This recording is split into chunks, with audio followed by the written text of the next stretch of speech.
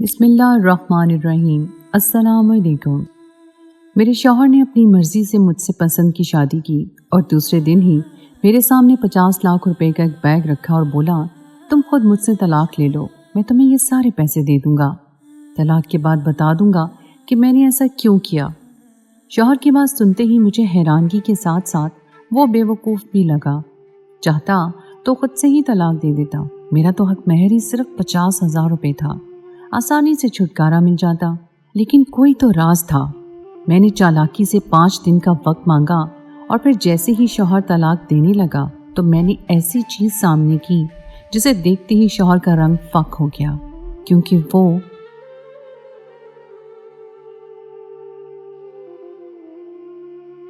میرا نام نجمہ ہے۔ میں اپنے ماں باپ کی اکلوتی بیٹی تھی، شکل و صورت کی بھی بہت خوبصورت تھی۔ ہم ایک ٹاؤن میں رہتے تھے، اس ٹاؤن میں بہت سے امیر لوگ رہتے تھے، لیکن ہمارا گھر چھوٹا سا تھا، پر اس بات کی خوشی تھی کہ ہم ایسی خوبصورت جگہ پر رہتے تھے۔ یہ گھر بابا کی نوکری کی وجہ سے ملا تھا اور پھر میرے والد صاحب نے اسے قسطوں میں خرید لیا۔ مجھے امیر بننے کا بہت شوق تھا، مجھے امیروں کی زندگی جینا اچھا لگتا تھا کہ جس میں کوئی ٹینشن نہ ہو، جب دل چاہا شاپنگ پر چلی جاؤں، جب چاہے ہوٹل میں کھانا کھاؤں، کام بھی کوئی نہیں کرنا ہوتا۔ لیکن میں جانتی تھی کہ میری قسمت بدلنے والی نہیں ہے۔ ہم لوگ جس طرح کے تھے، میرے لیے کل کو بھی رشتہ اسی طرح کا آنا تھا، ساری زندگی بس خواب ہی دیکھتے رہ جانا تھا۔ ہمارے گھر کے بالکل سامنے ایک چھوٹا سا پارک تھا۔ میں ایک دن پارک میں چل رہی تھی کہ ایک بوڑھی عورت میرے سامنے آ کر پھسل گئی۔ میں فوراً ان کی طرف بڑھی، ان کا ہاتھ تھام لیا اور بڑی مشکل سے قریب رکھے بینچ پر بٹھایا۔ انہوں نے بہت خوبصورت ساڑی پہن رکھی تھی جو کہ مٹی سے گندی ہو گئی تھی۔ میں کپڑے سے صاف کر رہی تھی تو وہ کہنے لگی کہ تم کیا کر رہی ہو؟ میں نے کہا کوئی بات نہیں، آپ کے کپڑے خراب ہو گئے ہیں تو انہیں صاف کر رہی ہوں۔ انہوں نے مجھے شکریہ کہا، پھر میرا نام پوچھا اور پوچھا کہ تم کہاں رہتی ہو؟ میں نے کہا سامنے والا گھر ہی میرا گھر ہے، وہیں سے میں کبھی کبھی پارک آ جاتی ہوں۔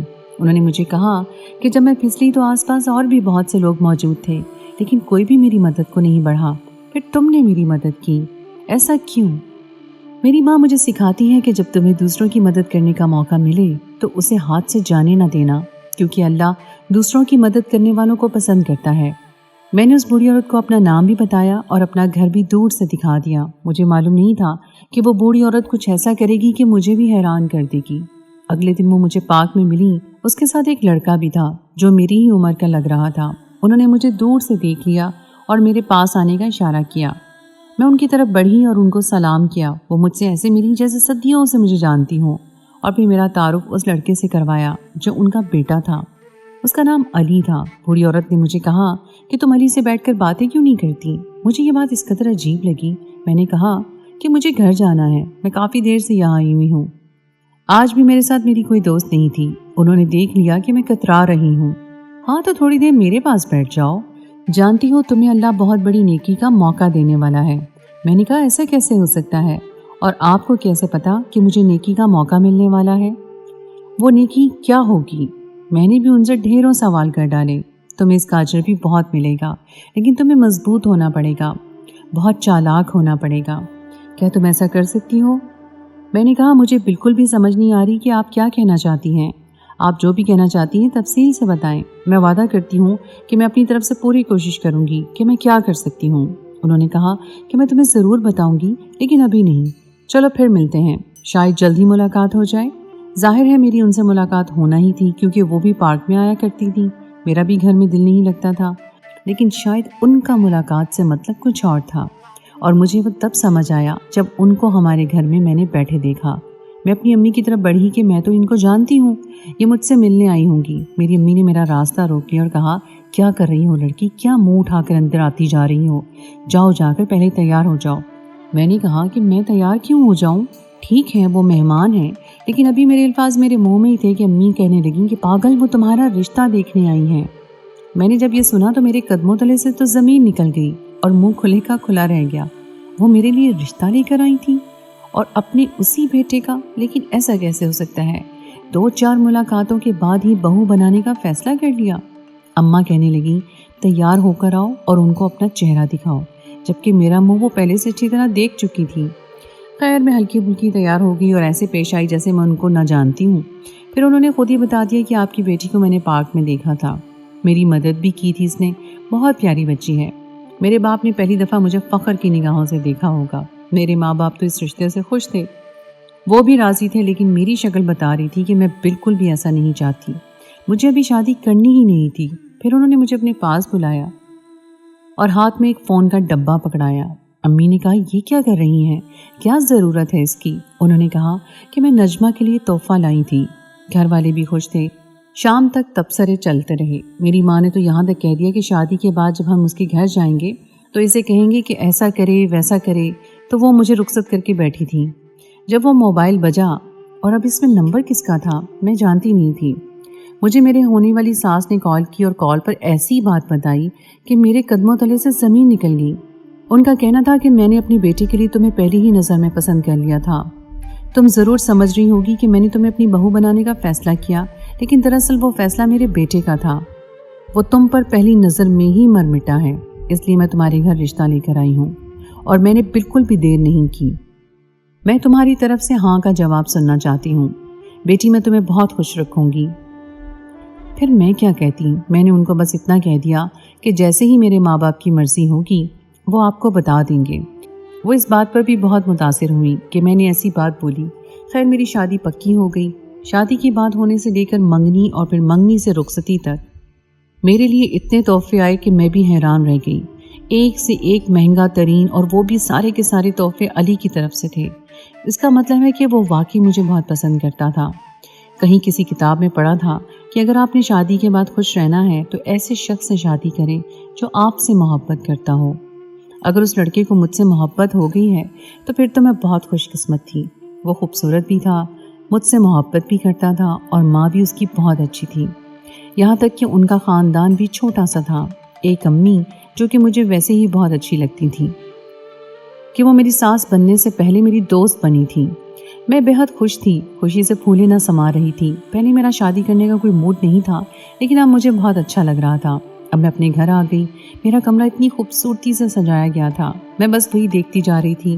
دروازے پر ہلکی سی دستک ہوئی، میں سیدھی ہو کر بیٹھ گئی، پر وہاں علی نہیں، میری ساس تھی۔ وہ میرے کمرے میں آئی، میرا ہاتھ پکڑ کر پہلے میری تعریف کی، پھر مجھے پیار کیا، میری اور تعریف کی، اور کہنے لگی بیٹی میں نے تمہیں کہا تھا اللہ تمہیں ایک بہت بڑی نیکی کرنے کا موقع دے رہا ہے۔ کسی کو سیدھی راہ پر لانا بھی تو نیکی ہوتی ہے، کسی کو بدلنا بھی تو نیکی ہے، اور اگر وہ انسان برا ہے اور اس کو ایک اچھا انسان بنا دیا جائے تو تمہیں نہیں لگتا کہ یہ بہت بڑی نیکی ہے؟ میں نے کہا میں آپ کی بات نہیں سمجھی، آپ جو کچھ کہہ رہی ہیں وہ بے شک بہت ہی اچھا کام ہے، لیکن اسے نیکی بھی کہہ سکتے ہیں، پھر مجھے تفصیل سے بتائیں، میں تو یہی کہوں گی۔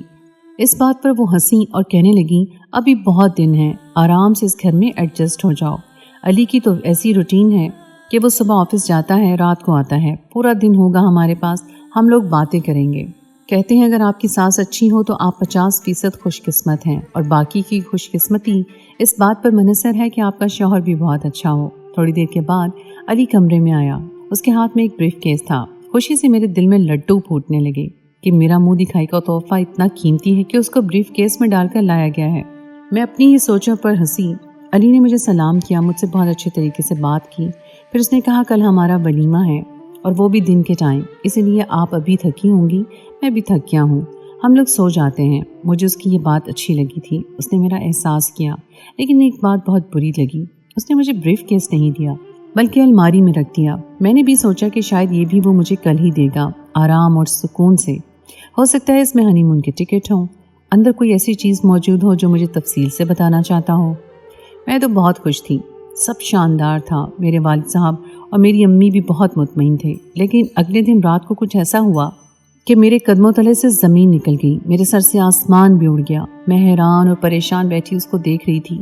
کمرے کا دروازہ بند تھا، اس نے کمرے کا دروازہ بند کیا اور میرے سامنے بیٹھ گیا، مجھ سے پوچھا کیا تم ٹھیک ہو؟ تمہیں کچھ چاہیے؟ تم نے کھانا کھایا ہے؟ پانی پیا ہے؟ میں نے اس سے پوچھا ہاں، لیکن یہ سب کچھ کیوں پوچھ رہے ہیں؟ تھوڑی دیر کے بعد اس نے بریف کیس اٹھایا، میرے سامنے رکھ کر کھول دیا۔ اس میں کیا تھا یہ دیکھ کر میں حیران رہ گئی۔ وہ بریف کیس نوٹوں سے بھرا ہوا تھا، سچ میں بھرا ہوا تھا، اسے مشکل سے بند کیا گیا تھا۔ علی نے 2 پل مجھے دیکھا۔ میں دعوے سے کہہ سکتا ہوں کہ تم نے اتنے پیسے ایک ساتھ نہیں دیکھے ہوں گے۔ میں نے کہا ہاں تم ایسا کہہ سکتے ہو، لیکن یہ پیسے، یہ بات میری سمجھ میں نہیں آئی، ان پیسوں کا کیا کرنا ہے؟ علی نے کہا, جو بات میں تم سے اب کرنے والا ہوں اس بات کو غور سے سننا اور ایک پل کے لیے بھی اسے مذاق نہ سمجھنا. یہ سارے پیسے تمہارے ہو سکتے ہیں. میں نے اسے دیکھا, ایسے کیسے ہو سکتا ہے؟ تمہارا کیا مطلب ہے؟ اس نے کہا کہ تم سمجھدار ہو. یہ سارے کے سارے پیسے اسی صورت میں تمہارے ہو سکتے ہیں کہ تم خود مجھ سے طلاق لے لو. نئی شادی تھی, شادی کا دوسرا دن تھا. اپنی شادی سے میں بہت خوش تھی, ساس سے بھی مطمئن تھی. شوہر بھی آنکھوں کو بھاگ گیا تھا کہ جب اس نے کہہ دیا کہ تم مجھ سے طلاق لے لو تو دل بیٹھ گیا. سمجھ میں نہیں آ رہا تھا کہ کیا جواب دوں.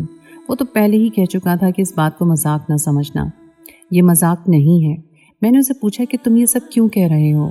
کیا تم مجھ سے خوش نہیں ہو؟ تم نے تو مجھ سے پسند کی شادی کی ہے. تم تو میرے لیے دیوانے تھے, روز میرے لیے تحفے بھیج دیا کرتے تھے, وہ بھی اتنے مہنگے. تحفے کوئی کسی کو دیتا ہے کیا؟ اگر وہ اسے پسند نہ کرتا ہو. اگر تم نے مجھ سے شادی کے دوسرے دن یہی کہنا تھا کہ مجھ سے طلاق لے لو تو پھر تم نے مجھ سے شادی کیوں کی؟ کیا میں نے تمہیں تحفے بھیجے تھے؟ میں نے تمہیں پسند کیا تھا. میں نے تمہیں کوئی تحفہ نہیں بھیجا.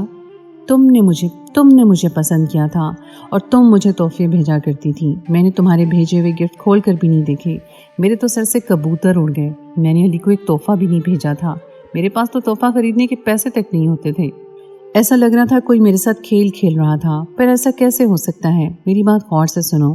تم نے مجھے اتنے سارے تحفے بھیجے تھے کہ اس نے مجھے چپ کروا دیا اور کہا کہ ان فضول باتوں کو ایک طرف رکھو, جو میں کہہ رہا ہوں وہ سنو. اگر تم مجھ سے طلاق لے لو تو یہ 50 لاکھ تمہارے ہو سکتے ہیں. یہی نہیں, اس کے علاوہ تم مجھ سے جو بھی مانگو گی میں تمہیں دے دوں گا.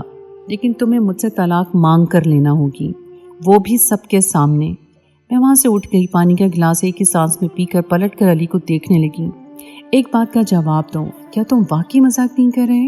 علی نے کہا, مجھے ہر اس چیز کی قسم ہے جو مجھے زندگی میں آج تک ملی ہے. میں تم سے مذاق نہیں کر رہا. میں تمہیں پسند نہیں کرتا. اگر تم مجھ سے طلاق لے لیتی ہو تو یہ 50 لاکھ میں اسی وقت تمہارے حوالے کر دوں گا. اور میں ایسا کیوں کر رہا ہوں یہ بھی میں تمہیں بتا دوں گا, کیونکہ جاننا تمہارا حق ہے.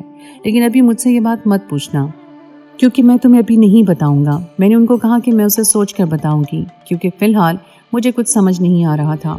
میرا دماغ کام کرنا بند ہو چکا تھا. اس نے کہا کہ تم سوچنے کے لیے جتنا ٹائم لینا چاہتی ہو لے لو. میں نے کہا میں تمہیں 5 دن کے بعد سوچ کر بتاؤں گی, تب تک تم یہ بات کسی اور کو مت بتانا.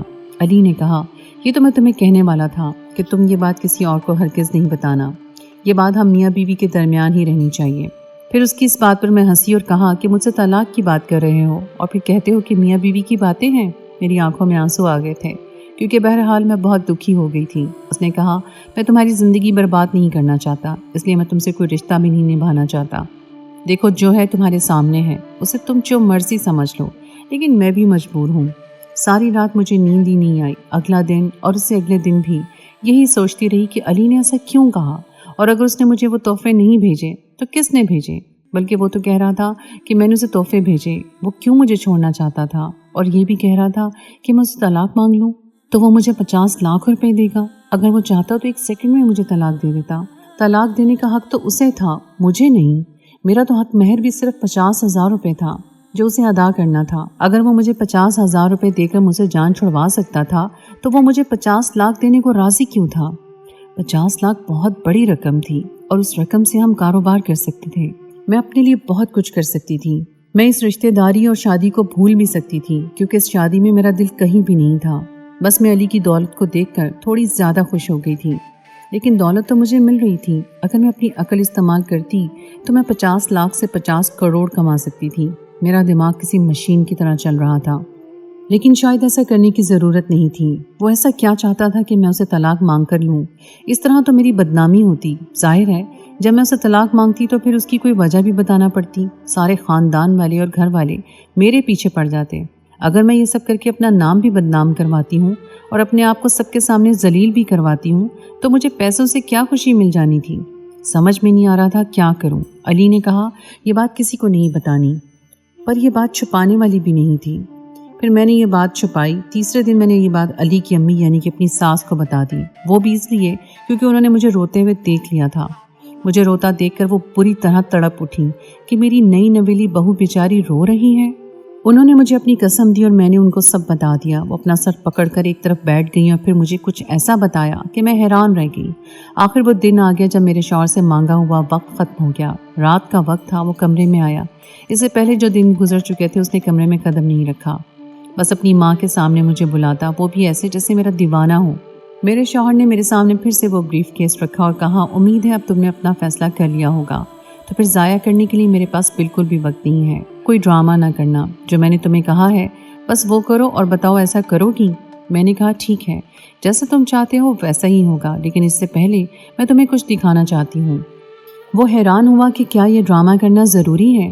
میں نے کہا ہاں بالکل، کیونکہ شاید اس کے بعد تم اپنا فیصلہ بدل لو۔ علی نے کہا ایسا بالکل نہیں ہو سکتا، اور میں نے بھی اپنے شوہر کی آنکھوں کے سامنے ایک بریف کیس رکھا جو اس سے چھوٹا تھا۔ جب میں نے اسے کھولا تو وہ آنکھیں پھاڑے مجھے دیکھنے لگا۔ شاید اب تم اپنا فیصلہ بدلنے پر مجبور ہو جاؤ گے۔ میں نے کہا تو علی کے پاس کہنے کو کچھ نہیں تھا۔ مجھے علی کی ماں کی وہ بات یاد آئی جو انہوں نے مجھے اسی دن بتائی تھی۔ اس نے کہا تھا کہ میں نے تمہارے نام سے علی کو تحفے بھیجے اور اس کے نام سے تمہیں۔ میں چاہتی تھی کہ تم لوگ یہ سمجھو کہ تم دونوں ایک دوسرے سے محبت کرتے ہو، کہ تم دونوں میں شادی سے پہلے ہی محبت قائم ہو جائے، تمہارا رشتہ مضبوط ہو جائے۔ یاد ہے میں نے کہا تھا کہ تم نے نیکی کرنی ہے، کسی کو ٹھیک کرنا ہے۔ میں نے اپنے بیٹے کی بات کی تھی۔ میرے بیٹے کے پاس بہت دولت ہے، لیکن دولت کی قدر نہیں۔ وہ اس دولت کو دونوں ہاتھوں سے اڑا رہا ہے۔ میں نے اس کے لیے ایک وصیت لکھی ہے جس کے مطابق جیسے ہی اس کی شادی ہوگی اس کی ساری دولت بیوی کے نام ہو جائے گی، یہاں تک کہ اسے اگر پیسے خرچ کرنے ہوں گے تو بیوی کے دستخط کے بغیر نہیں ملیں گے۔ اس لیے وہ تمہارے ساتھ چال چل رہا تھا، تمہیں پیسے دے کر اس بات پر مجبور کرنا چاہتا تھا کہ تم خود ہی طلاق لے لو، کیونکہ اس وصیت کے مطابق یہ تمہیں طلاق بھی نہیں دے سکتا تھا۔ اگر تم نے طلاق مانگی تو یہ کہتا کہ میں کیا کروں، جب وہ میرے ساتھ رہنا ہی نہیں چاہتی اس کو آزادی واپس مل جائے گی۔ میں نے میری ساس سے کہا کہ آپ ایسا نہیں کریں، کیونکہ اس طرح تو آپ ان کی شادی کرواتی رہیں گی اور یہ ان کو پیسے دے کر کچھ بھی کر کے اپنی زندگی سے نکالتا رہے گا، لیکن اس طرح علی نہ جانے کتنی لڑکیوں کی زندگی برباد کر دے گا۔ تب میری ساس نے پہلی وصیت کو ہدف کر کے دوسری لکھی، جس کے مطابق علی اپنی مرضی کی دولت خرچ کر سکتا تھا، لیکن تب تک جب تک میں اس کے نکاح میں رہوں۔ یہ واقعی بہت الگ قسم کی وصیت تھی، لیکن یہی سچ تھا اور میں اس کی قانونی حیثیت بھی تھی۔ میرا شوہر اپنا سر پکڑ کر بیٹھ گیا، اسے کچھ بھی سمجھ نہیں آ رہا تھا۔ میں نے اسے سمجھایا کہ شادی کا مطلب زندگی ختم ہونا نہیں ہوتا، میں آپ کو پسند کرتی ہوں، آپ کے ساتھ رہنا چاہتی ہوں، کبھی بھی آپ کو تنگ نہیں کروں گی، آپ کی زندگی برباد نہیں ہوئی ہے، میں ہمیشہ آپ کا ساتھ دینے کی کوشش کروں گی۔